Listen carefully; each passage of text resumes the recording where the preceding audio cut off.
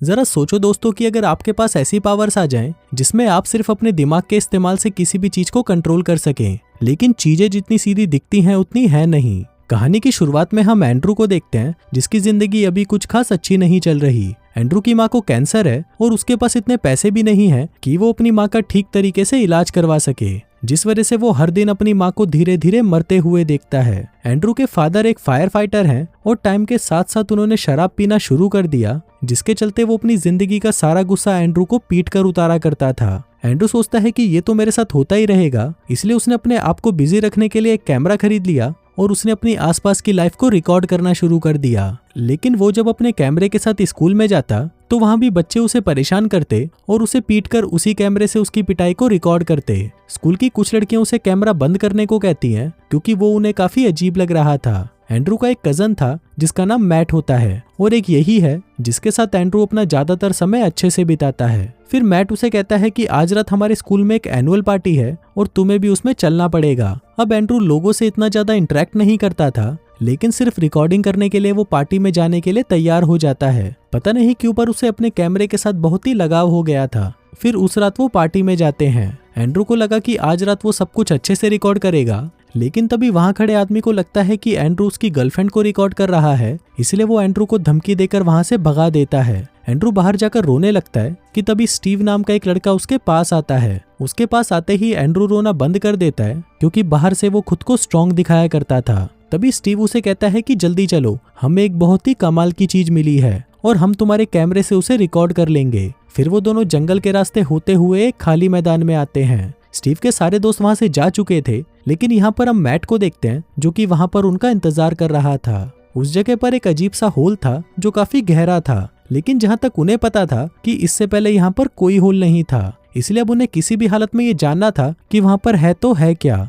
अब बाहर से वो छोटा सा दिखने वाला होल अंदर से एक बहुत ही बड़ी गुफा था। फिर अंदर जाने पर उन्हें वहां पर कुछ क्रिस्टल्स मिलते हैं। अभी क्रिस्टल थे क्या, उन्हें इसका बिल्कुल भी आइडिया नहीं था। तभी वो लोग उसे छूने लगते हैं और क्रिस्टल को छूते ही वो लाल रंग में चमकने लगता है। इसके बाद उन तीनों की नाक से खून निकलने लगता है, पर इसका मतलब ये नहीं कि वो तीनों मर गए थे। फिर कुछ हफ्तों बाद हम उन तीनों को एक साथ देखते हैं और वो तीनों अपनी पावर्स की प्रैक्टिस कर रहे थे।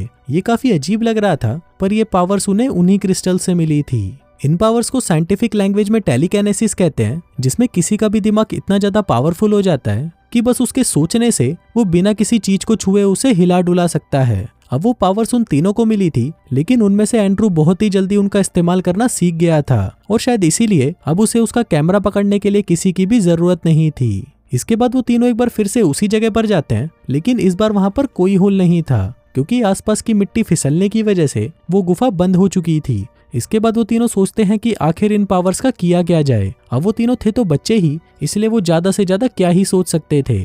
वो वहां से सीधा अपने स्कूल जाते हैं और अपने स्कूल की लड़कियों को परेशान करने लगते हैं। फिर वो एक रेस्टोरेंट में जाकर वहां की वेटरेस को परेशान करते हैं, लेकिन फिर इतना ही नहीं, वो तीनों एक मॉल में जाकर वहां की चीजों को इधर उधर फेंकने लगते हैं और एक छोटी बच्ची को डराने लगते हैं। अब वो तीनों वो सभी चीजें कर पा रहे थे जिनके बारे में वो कभी सिर्फ सोचा ही करते थे।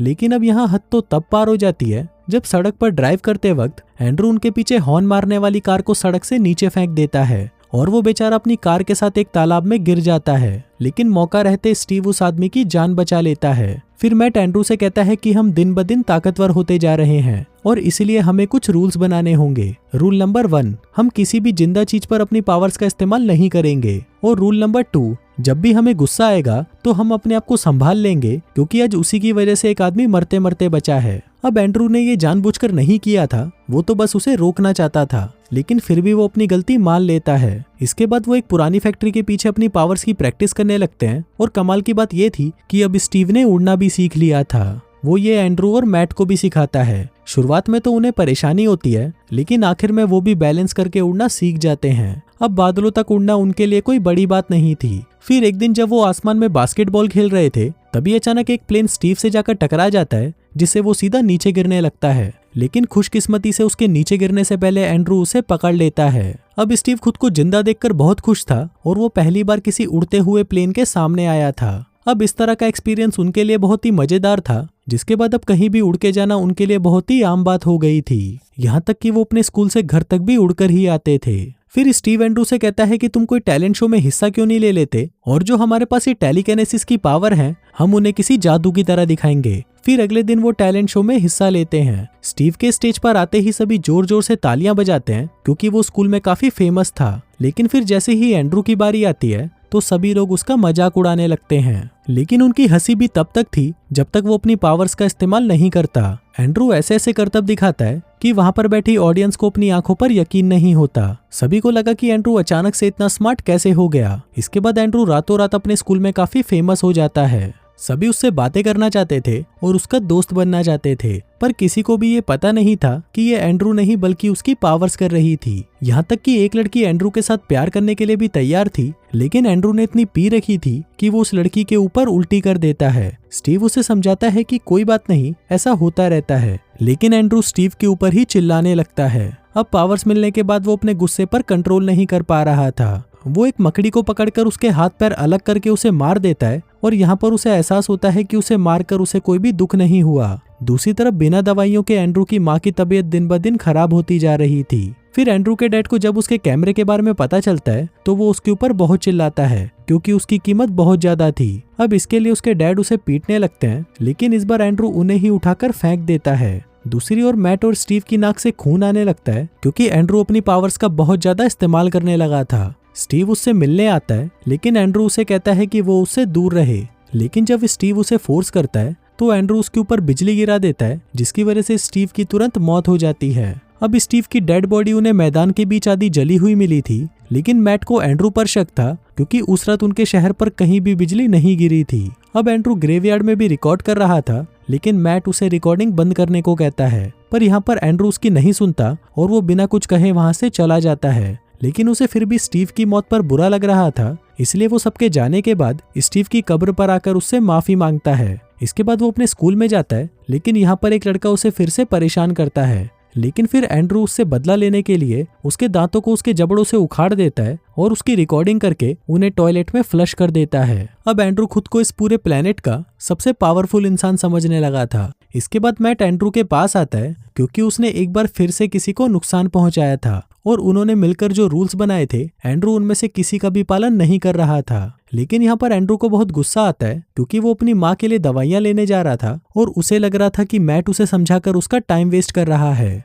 इसके बाद जब एंड्रू दवाइयाँ लेने जाता है तो मेडिकल स्टोर वाला उसे कहता है कि तुम्हारे डैड ने पिछली बार के भी पैसे नहीं दिए और ऐसे में हम तुम्हें और उधार नहीं दे सकते। अब एंड्रू के पास और कोई रास्ता नहीं था सिवाय चोरी करने का, इसलिए वो अपने डैड का फायर फाइटर सूट पहनकर कुछ लोगों को लूटने जाता है। लेकिन चेहरा ढकने के बावजूद भी वो लोग एंड्रू को पहचान लेते हैं और इसीलिए एंड्रू उन्हें बुरी तरह मारता है और उनके पैसे लूट लेता है। पर सिर्फ इतने से पैसे काफी नहीं थे, इसलिए वो एक ग्रोसरी स्टोर में जाता है और वहां पर भी लूटपाट करने लगता है। दुकान का मालिक उसके ऊपर शूट करता है, लेकिन तभी एंड्रू उस बुलेट को पेट्रोल पंप की तरफ मोड़ देता है, जिससे वहां पर बहुत बड़ा धमाका होता है और एंड्रू की बॉडी में आग लग जाती है। उसे तुरंत हॉस्पिटल में एडमिट किया जाता है और जब उसके डैड उससे मिलने आते हैं तो वो उसे कहते हैं कि उसकी माँ अब इस दुनिया में नहीं रही। लेकिन यहाँ पर भी वो इन सबका जिम्मेदार एंड्रू को ही ठहराता है। वो कहता है कि मुझे पता है कि तुम सब सुन रहे हो, इसलिए इन सब के लिए मुझसे अभी माफी मांगो। उसके डैड उसका गला दबाने ही वाले थे, लेकिन तभी एंड्रू को होश आता है और उस कमरे में एक बार फिर एक बड़ा धमाका होता है।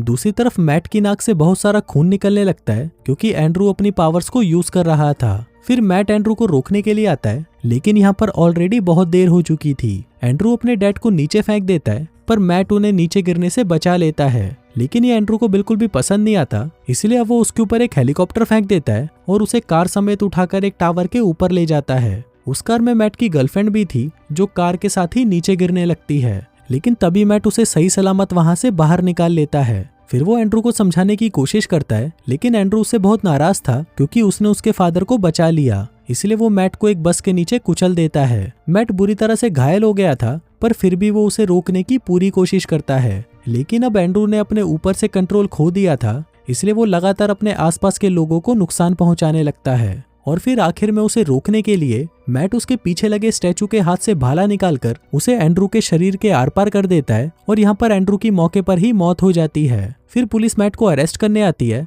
लेकिन वो वहां से भाग जाता है। अब इसके कई हफ्तों बाद हम मैट को तिब्बत की पहाड़ियों में देखते हैं, जहाँ पर वो अपने साथ एंड्रू का कैमरा लेकर आया था। वो रिकॉर्डिंग स्टार्ट करके एंड्रू से माफी मांगता है क्योंकि उसका उसे मारने का कोई इरादा नहीं था, लेकिन उसे मजबूरी में ऐसा करना पड़ा। फिर मैट उस कैमरे को वहीं छोड़कर वहां से आगे चला जाता है और इसी के साथ ही ये कहानी यहीं खत्म हो जाती है।